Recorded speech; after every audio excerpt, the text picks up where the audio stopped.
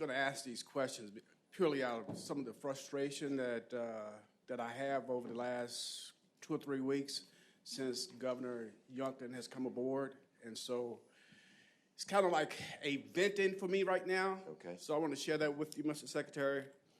When the governor came aboard, he talked about the Virginia economy being in a ditch.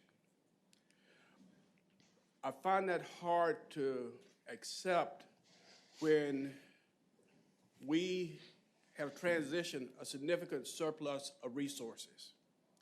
I find that difficult to accept when for 2 years in a row, the CDC has labeled us as the best state in the nation to do business. I'm having difficulty understanding why Virginia's economy is in a ditch when our unemployment rate is below the national average.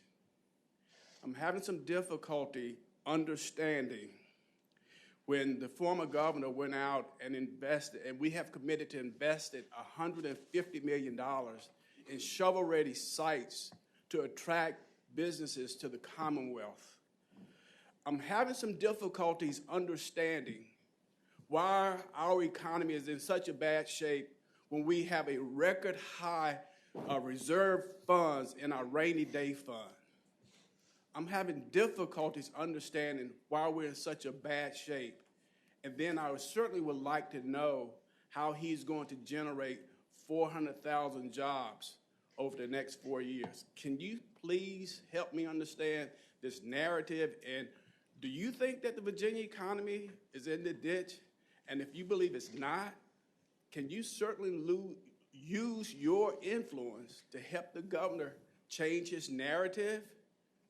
Because I'm having some difficulties understanding that the previous administration transitioned to this new administration an economy that's in pretty darn good shape. Yes. Thank you, Mr. Chairman. Yep. Thank you. I'll do my best to remember everything, but you can come back if I miss something that's important. And I completely understand that, and it was the question I expected I would get first. So I understand the perspective, and I understand the frustration. Let's go back through a few of those points. The unemployment rate, we are naturally, if Virginia is always 1% below. It's the blessing of the economy of Virginia. Government contractors, business services. It's a very good place to be. It's less exposed to the big ups, but it's also less exposed to the big downs. So that's a steady track.